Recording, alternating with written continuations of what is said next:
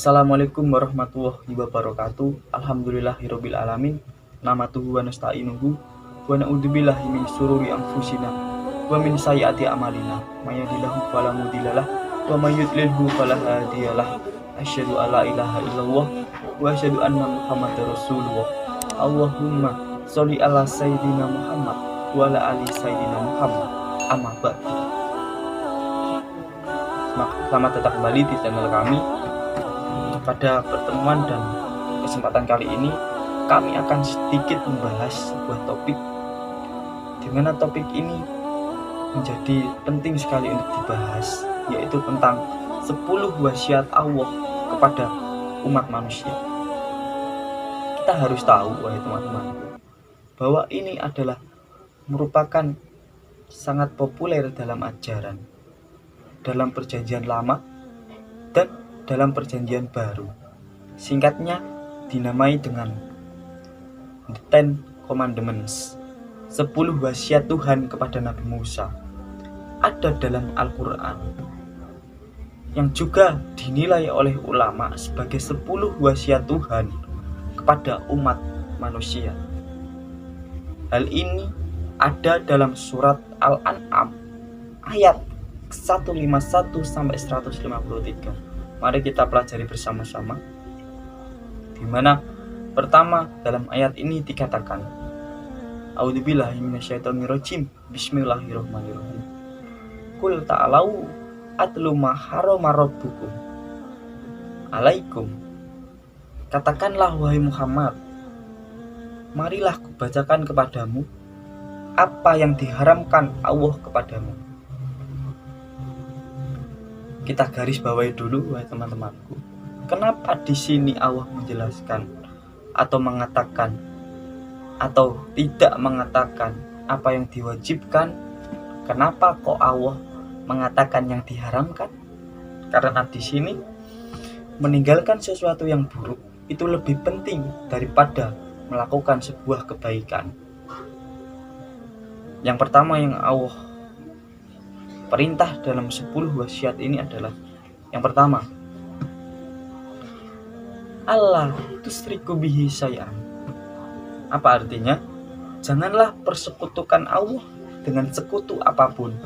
Jadi maksudnya di sini, ketika kita sudah percaya bahwa Allah itu esa, Allah itu tunggal, bahwa Allah itu tidak ada yang setara dengan Dia, bahwa Allah itu tidak diperanakan dan tidak pula mempunyai jenis kelamin, maka di sini jangan kita membuat persekutuan dengannya, apalagi kita mempersekutukannya. Itu adalah dosa yang sangat besar yang tidak bisa diampuni oleh Allah Subhanahu wa taala. Jadi yang pertama adalah Allah tusriku bihi syai'an.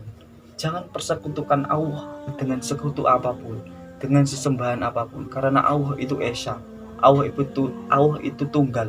Allah lah yang menjadikan bumi, langit beserta isinya itu.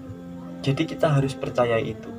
Yang kedua, dalam 10 wasiat Allah ini adalah wabil walidaini ihsana, yang artinya, dan kepada orang tua hendaklah kamu melakukan kebaikan, melakukan yang terbaik untuknya, berbuat baik untuknya.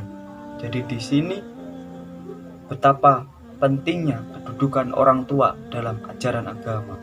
Di mana yang pertama, Allah tusriku bihi syai'an. Jangan persekutukan Allah. Kemudian yang kedua, berbaktilah kepada ayah dan ibumu ketika masih hidup di dunia. Jadi di sini ada hadis yang berkata bahwa ridho Allah itu ridho. Bahwa ada hadis yang berkata ridhonya Allah itu terletak pada ridhonya kedua orang tua, dan murkanya Allah itu terletak kepada murka kedua orang tua. Jadi di sini begitu pentingnya kedudukan orang tua dalam ajaran agama. Yang ketiga adalah wala ta'tulu auladukum min imlak. Yang artinya, janganlah kamu bunuh anak kamu karena kamu takut akan kemiskinan. Jadi ini adalah larangan tentang aborsi, di mana ini Banyak sekali kejadian di Indonesia ketika ada orang yang hamil di luar nikah, lalu ibu itu menggugurkan anaknya dan membunuh anaknya ketika masih dalam kandungan. Itu adalah perbuatan yang dilarang oleh Allah. Begitupun juga ada banyak contoh lain yang kita jumpai. Yang keempat adalah wala taqrabul rawashiha majharra minha wa mabatana, yang artinya janganlah kamu mendekati keburukan-keburukan atau perbuatan keji, baik yang terlihat maupun yang tersembunyi. Jadi di sini Allah tegas kepada kita, jangan kita mendekati perbuatan keji, di mana perbuatan itu akan menyakiti orang lain.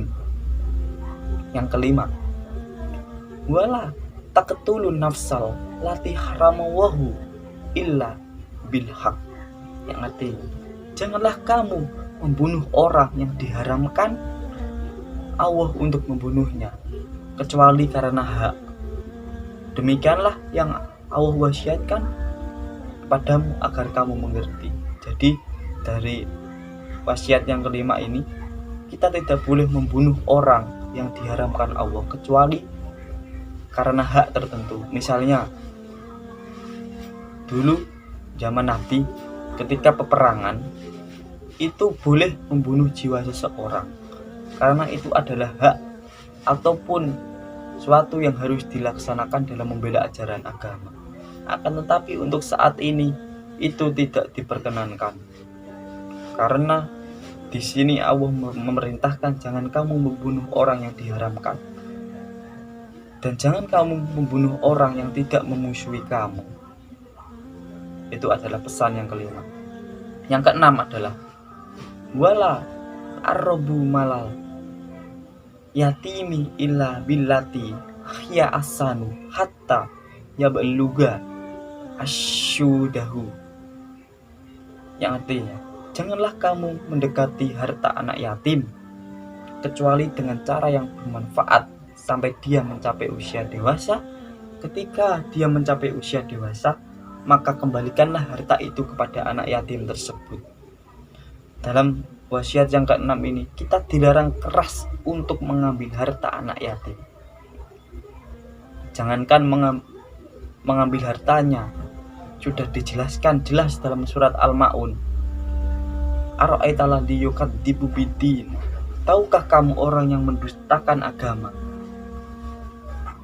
Fadzalikal ladzi yad'ul yatim, yaitu orang yang menghardik anak yatim, orang yang tidak mau memberi makan anak yatim, orang yang tidak mau memberi makan orang-orang miskin. Itu saja Allah melarang, apalagi mengambil harta anak yatim.